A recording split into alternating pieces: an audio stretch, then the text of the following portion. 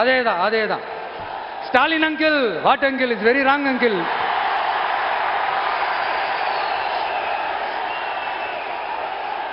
இப்படி தமிழ்நாட்டில் இப்ப நடக்கிற இந்த ஆட்சியினுடைய லட்சணத்தை பார்த்துக்கிட்டு நாம எப்படி சும்மா இருக்க முடியும்? ஒரு தவறு செய்தால், அதை தெரிந்து செய்தால், அவர் கபட நாடக மு.க. ஸ்டாலின் அங்கிளாகவே இருந்தாலும், அங்கிள் அங்கிள் உங்களுக்கு மனசாட்சின்னு ஒன்று இருந்துச்சுன்னா நாங்க கேட்கிற கேள்விகளுக்கு மட்டும் கொஞ்சம் பதில் சொல்லுங்க அங்கிள். நீங்க நடத்துற இந்த ஆட்சியில நேர்மை இருக்கா? நியாயம் இருக்கா? ஊழல் இல்லாம இருக்கா? சட்டம் ஒழுங்கு சரியா இருக்கா? பெண்களுக்கு பாதுகாப்பு இருக்கா? பொதுமக்களுக்கு பாதுகாப்பு இருக்கா? இயற்கை வளங்களுக்கு பாதுகாப்பு இருக்கா? சொல்லுங்க மை டியர் அங்கிள், சொல்லுங்க. டாஸ்மாக்ல மட்டுமே இது வரைக்கும் 1000 கோடிக்கு மேல ஊழல்னு சொல்றாங்க. அதுல மட்டுமா தப்பு நடக்குது? வேற எதுல தான் நடக்கல? உலகத்திலே மிஸ்டர் கிளீன் ரெக்கார்ட்ஸ் எல்லாம் உங்களுக்கும் உங்க கூட இருக்கிறவங்களுக்கும் மட்டும்தான் அங்கிள் கொடுக்கணும். இதை பார்த்து வாயே இல்லாத ஊரு கூட வயிறு வலிக்கு சிரிக்குது. பெண்களுக்கு 1000 ரூபாய் கொடுத்துட்டீங்கன்னா போதுமா அங்கிள்? அப்படியே அது மூடி மறைச்சிடலான்னு பாக்குறீங்களா? படிக்கிற இடத்துல, வேலைக்கு போற இடத்துல, வெளியில போற இடத்துலன்னு அவங்களுக்கு பாதுகாப்பே இல்லைன்னு ஒட்டுமொத்த பெண்களும் கதறாங்க. அந்த கதறல் சத்தம் ஏதாவது உங்க காதுல கேக்குதா அங்கிள்? இதுல வேற உங்க அப்பான்னு கூப்பிடுறாங்கன்னு வேற சொல்றீங்க. What is this uncle? Is very very wrong uncle, is very very wrong. பெண்களுக்கு மட்டுமா பொய் வாக்குறுதி கொடுத்து ஏமாத்துறீங்க? அரசு ஊழியர்கள், ஆசிரியர்களை ஏமாத்துறீங்க, விவசாயிகளை ஏமாத்துறீங்க, பரந்தூர்ல பாதிப்பே வராதுன்னு சொல்லி ஏமாத்துறீங்க, மீனவர்களை ஏமாத்துறீங்க, போதைப் பொருள் கலாச்சாரத்தை ஒழிக்காம ஏமாத்துறீங்க. ஐயோ ஐயோ ஐயோ, very very வஸ்ட் uncle, very very வஸ்ட். எப்படி கேட்டாலும் இவங்க கிட்ட இருந்து எந்த பதிலும் வரப்போறதில்லை. ஏன்னா இருந்தா தானே. இப்ப ஆட்சியில இருக்கிற நம்மளுடைய அங்கிள் பதில் சொல்றது இருக்கட்டும். மக்களை நீங்க சொல்லுங்க, நீங்க உண்மையை சொல்லுங்க. செய்வோம் செய்வோம் செய்வோம் செய்வோம்னு சொன்னாங்களே, சொன்னதெல்லாம் செஞ்சாங்களா? உங்களை தான் கேட்கிறேன், சொன்னதெல்லாம் செஞ்சாங்களா?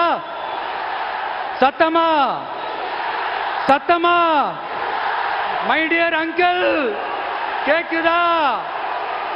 மக்களோட சத்தம் கேக்குதா? இது வெறும் சாதாரணமான முழக்கம் தான். கூடிய சீக்கிரம் மக்களை போய் சந்திக்க போறேன், அவங்களோட மனசு விட்டு பேச போறேன்.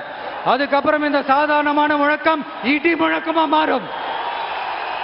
அத்தோட நிக்காது. அந்த இடி முழக்கம் தமிழ்நாட்டோட போர் முழக்கமா மாறும்.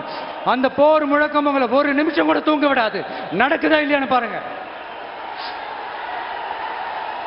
என்னடா இவன் இவ்வளவு ஸ்ட்ராங்கா சொல்றானேன்னு பாக்குறீங்களா? எல்லாரும் கட்சி ஆரம்பிச்சதுக்கு அப்புறம் தான் ஒவ்வொரு வீட்டுக்குள்ளேயும் போறதுக்கு ட்ரை பண்ணுவாங்க. ஆனா நாங்க அப்படி இல்லை. ஒவ்வொரு வீட்டுக்குள்ளேயும் போனதுக்கு அப்புறம் தான் கட்சியாவே ஆரம்பிச்சிருக்கிறோம்.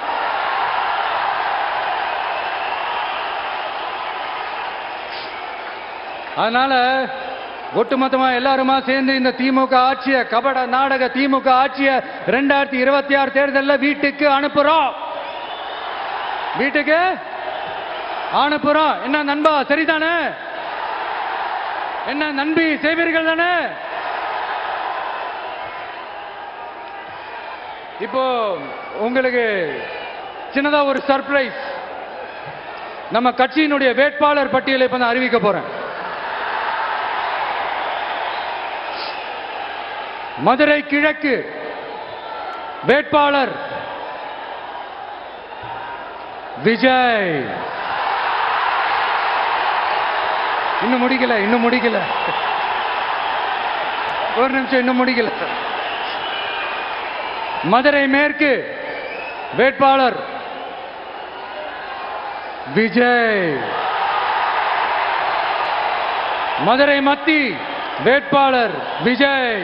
மதுரை தெற்கு வேட்பாளர் விஜய். மதுரை வடக்கு வேட்பாளர் விஜய்.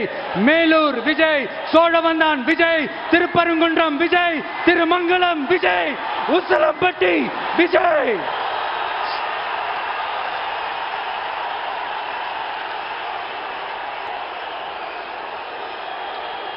என்னடா எல்லா தொகுதியிலையும் ஒரே வேட்பாளர்னு பாக்குறீங்களா? 234 தொகுதியிலையும் இந்த விஜய் தான். அதாவது உங்க விஜய் தான் உங்க சின்னம். இன்னும் சிம்பிளா சொல்லணும்னா, உங்க வீட்டில் இருக்கிற ஒருத்தர் தான் வேட்பாளரா நிக்க போறாங்க. அந்த வேட்பாளரும் நானும் வேறு வேறு இல்லை. நீங்க அவருக்கு ஓட்டு போட்டீங்கன்னா எனக்கு ஓட்டு போட்ட மாதிரி, இந்த முகத்துக்காக நீங்க ஓட்டு போட்டீங்கன்னா உங்க வீட்டில் இருக்கிற உங்களுடைய வேட்பாளர் ஜெயிச்ச மாதிரி. என்னடா இவர் ஏதோ ஓவரா சொல்றாருன்னு நினைக்க வேணாம். பிராக்டிக்கலா அப்படிதான் இருக்கும், அப்படிதான் இருக்கணும். நீங்களும் அப்படிதான் நினைப்பீங்கன்னு நான் நம்புறேன். ஏன்னா இது நம்மளை விட நம்ம எதிரிகளுக்கு இன்னும் நல்லாவே தெரியும். அதனால எல்லாம் இந்த அதிகார பலம் எல்லாத்தையும் தூக்கிட்டு வந்துருவாங்க.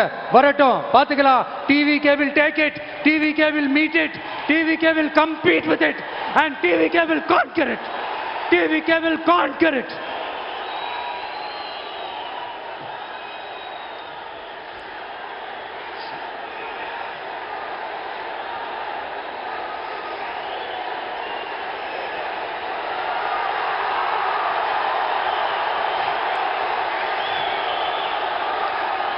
இந்த நேரத்தில் நம்ம மனசுல இருக்கிறத மக்கள் கிட்ட சொல்லி ஆகணும். தூத்துக்குடி ஸ்னோலினோட அம்மா என்ன அவங்களோட தம்பி, இன்னும் அவங்க பொண்ணுக்கு நான் தாய் மாமன்னு சொன்னாங்க. அந்த அக்காவோட குழந்தைக்கு மட்டும் இல்லைங்க, என்ன அண்ணனா தம்பியா நினைக்கிற தமிழ்நாட்டில் இருக்கிற என்னோட எல்லா சகோதரிகளின் குழந்தைகளுக்கும் நான் இன்னைக்கு மட்டும் இல்ல, என்னைக்குமே ஒரு தாய் மாமனா தான் இருப்பேன். நீங்க எல்லாரும் என்னுடைய ரத்த உறவு, கூட பிறந்த பொறுப்பு. என் வீட்டு ரேஷன் கார்டுல வேணா உங்க பேர் இல்லாம இருக்கலாம், உங்க வீட்டு ரேஷன் கார்டுல வேணா என் பேர் இல்லாம இருக்கலாம். ஆனா நாம் எல்லாரும் ஒண்ணுதான், உறவுதான். நமக்கு இடையே எந்த அரசியலும் உள்ள நுழையவே முடியாது. என்கிட்ட இருந்து உங்களையும் உங்ககிட்ட இருந்து என்னையும் எந்த சக்தியாலும் பிரிக்கவே முடியாது. அப்புறம் நான் ஒன்னும் இந்த மார்க்கெட் போனதுக்கு அப்புறம், ரிட்டையர் ஆனதுக்கு அப்புறம் அடைக்கலம் தேடி அரசியலுக்கு வரல, படைக்கலனோட வந்திருக்கிறோம். பவர்ஃபுல் போர்ஸோட, மாபெரும் படை வரிசையோட, எல்லாத்துக்கும் தயாராகி தான் வந்திருக்கிறோம். இவ்வளவு தயாரா நாம அரசியலுக்கு வர்றதுக்கு ரொம்ப ரொம்ப முக்கிய காரணம் ஒண்ணு இருக்கு. அது என்ன தெரியுமா? நன்றி கடன், நன்றி கடன், நன்றி கடன். கிட்டத்தட்ட ஒரு 30 வருஷமா, 30 வருஷத்துக்கு மேல நீங்க தான், நம்ம மக்கள் தான் என் கூட நிக்கிறீங்க, எனக்காக நிக்கிறீங்க, என்னை தாங்கி பிடிக்கிறீங்க, மனசுல ஏந்தி பிடிக்கிறீங்க, தாய் அன்போட மடியில ஏந்திக்கிறீங்க. உண்மையை சொல்லணும்னா வேற யாரை விடவும் எனக்கு இந்த அன்பையும் ஆதரவையும் கொடுத்திருக்கிறீங்க. என் மேல உயிரையே வச்சிருக்கிறீங்க. என்ன உங்க வீட்டுல ஒருத்தனாவே ஆக்கிட்டீங்க. நீங்க எனக்கு கடவுள் கொடுத்த வரம்.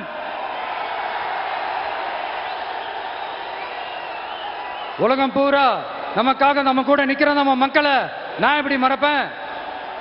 நான் என் லைஃப்ல ரொம்ப உயிரா நினைக்கிறது பெண்களை, குழந்தைகளை, இளைஞர்களை, உழைக்கிற மக்களை தான். இவங்க தான் நம்மளோட வகைரா. இதை பார்த்து தான் நம்மளோட எதிரிகளுக்கு பத்தி எரியுது. அதுக்காக நாம் என்ன செய்ய முடியும்? அதனால நம்ம உறவுகளை, சொந்தத்தை, வகைராவை யாருக்காகவும் எதுக்காகவும் விட்டு கொடுக்க முடியாது இல்லையா? Here at this moment among this August gathering, I want to open my heart and say I enjoy people, I respect people, I worship people.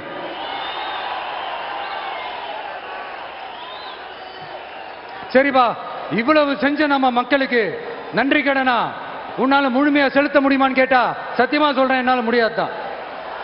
இன்னும் எத்தனை ஜென்மம் எடுத்தாலும் அந்த நன்றி கடனை என்னால தீர்க்கவே முடியாது. அப்புறம் என்ன மானாவு கடா நீ வந்திருக்க அதானே கேக்குறீங்க? மைண்ட் வாய்ஸ் கேட்ட மாதிரி இருந்தது. வாழ்நாள் முழுக்க நம்ம மக்களுக்காக ஆதரவா துணையா நிக்கிறத தவிர, அவங்களுக்காக உழைக்கிறத தவிர எனக்கு வேற எந்த எண்ணமும் இல்லை. எனக்கு இப்ப வேற வேலையும் இல்லை. இனிமே எனக்கு இதுதான் என் வேலையே. என் கடன் இனி என் மக்களுக்கு பணி செய்து கிடப்பதே.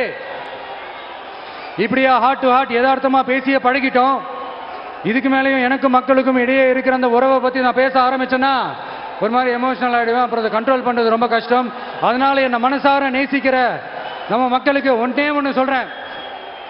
இந்த விஜய் உங்க விஜய், உங்களுக்கான விஜய், உங்களுக்காக மட்டுமே இருக்கிற விஜய், உங்க கூட நிக்க, உங்களுக்காக நிக்க, உண்மையா நிக்க, உணர்வோட நிக்க, உறுதியா நிக்க, உங்க கூட பேச, உங்களுக்காக பேச, உண்மையா பேச, உணர்வோட பேச, உறுதியா பேச, உங்களுக்காக சேவை செய்ய உங்க விஜய் நான் வர.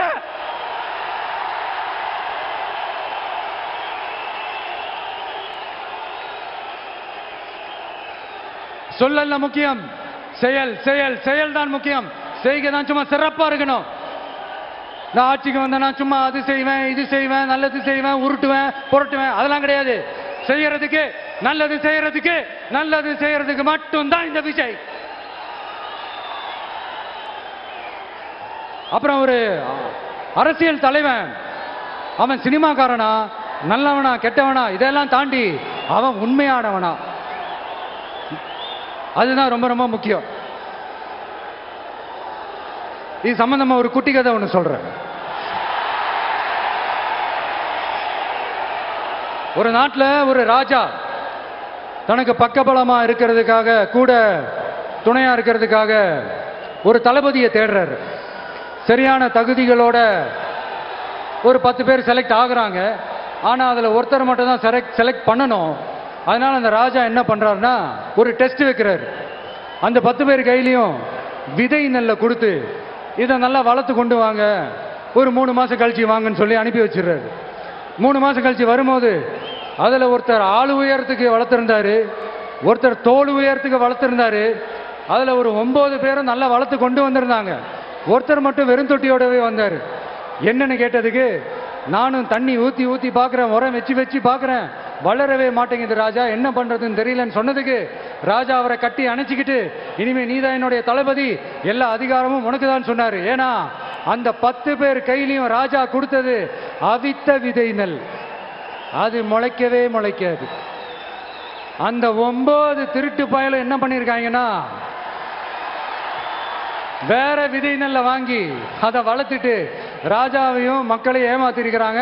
ஆனா இவர் மட்டும் உண்மையை போட்டு உடைச்சிட்டார். அதனால ஒரு நாட்டுக்கு திறமை எந்த அளவுக்கு முக்கியமோ அந்த அளவுக்கு உண்மையும் நேர்மையும் முக்கியம். இப்போ நீங்க எல்லாரும் தான் அந்த ராஜா. நீங்க தேர்ந்தெடுக்க போற அந்த தளபதி